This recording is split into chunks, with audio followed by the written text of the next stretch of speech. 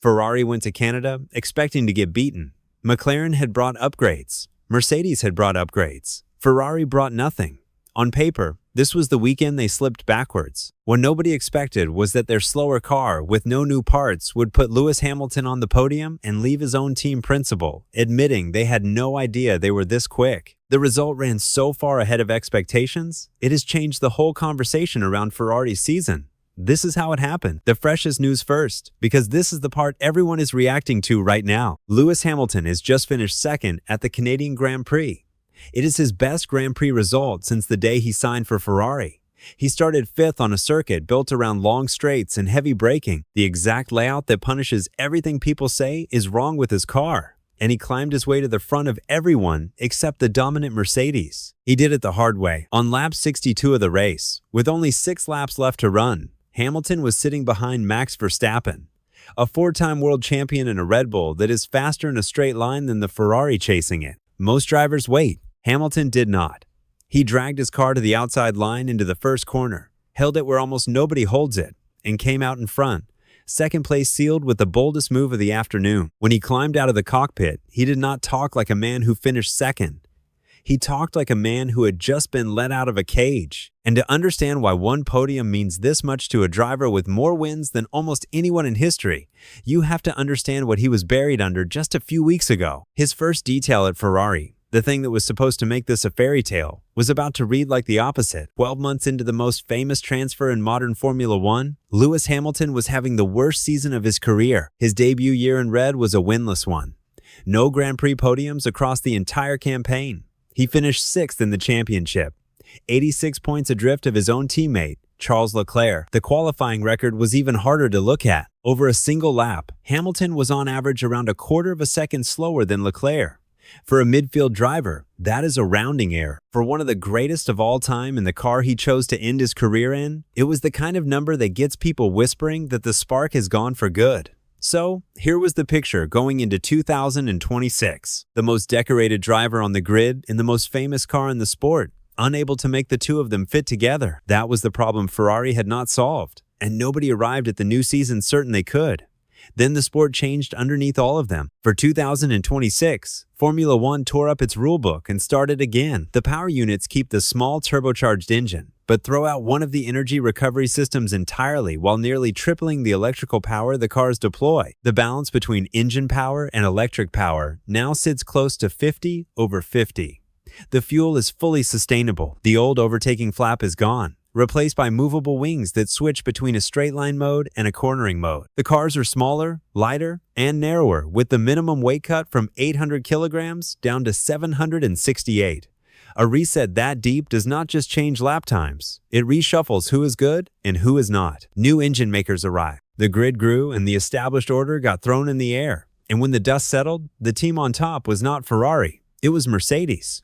Going into Canada, Mercedes had won every single race of the season. Their young driver, Kimi Antonelli, had done something no driver in the history of the sport had ever done before him. He had taken his first 4 career wins back-to-back, one after another, with no defeat in between. That is the wall the rest of the grid had been throwing itself at all year. Ferrari, meanwhile, had built something strange and specific. The car they call the SF26 has one of the best chassis on the grid. Through the corners, it can run with anyone, Mercedes included. But on the straights, it loses ground. And on circuits that reward raw engine power, it suffers. Montreal, with its long flat-out runs, is exactly that kind of circuit. And here's the detail almost everyone overlooked heading into the weekend. Ferrari had already fired its biggest shot of the season. At the earlier race in Miami, they had brought 11 new parts to the car, the largest single upgrade package anyone produced that weekend. For Canada, they brought nothing.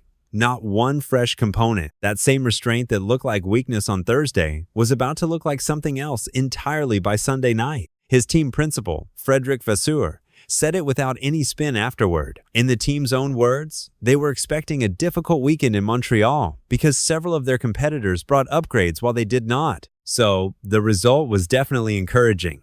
Sit with that for a second. The boss of the team is telling you they expected to lose ground. They braced for a bad weekend, and instead their slower car carrying no new parts finished second on the road. That is what makes this land so hard. It is not just a strong Sunday, it is a result that arrived against every expectation on the wrong track, in the wrong conditions, from a driver the paddock had quietly started to write off. So where does it leave the season after Canada? Hamilton sits fourth in the championship on 72 points, just 3 behind on 75. The gap that was 86 points across an entire year has been crushed down to almost nothing. For the first time in his Ferrari career, Hamilton is level with the teammate who used to define the comparison. Ferrari holds second in the constructors' standings, well clear of a McLaren team still nursing the wounds of its Canada gamble. Out front, Antonelli keeps marching, his title lead now stretched to 43 points. But the most interesting part of this story is the one still unfolding off the track. There is a fight brewing over the engines themselves. Through the season, rivals have suspected one manufacturer of running a clever trick, designing parts that pass the rulebook when checked cold, but quietly find extra power once they heat up under racing conditions. Estimates of the gain range from a handful of horsepower to as much as 0.3 of a second per lap. While the team accused of it waves the whole thing away as a fuss over nothing, the governing body has now stepped in. From the 1st of June, just after Canada and right before the next race, engines will be checked for that loophole in both hot and cold conditions, with a fuller version of the rule arriving the following season. In a year this tightly packed, even a small shift in engine power could rearrange the entire order. And that is the backdrop heading into one of the most important weekends of Hamilton's season. Because the next race is Monaco. Monaco is the place that will tell us whether Canada was a genuine turning point or a one-weekend miracle. It is the opposite kind of circuit. There are almost no long straights, no places where raw engine power decides anything. It is all corners, precision, and confidence. The exact strengths Ferrari's chassis is built around, and the exact things Hamilton said he finally felt in Montreal.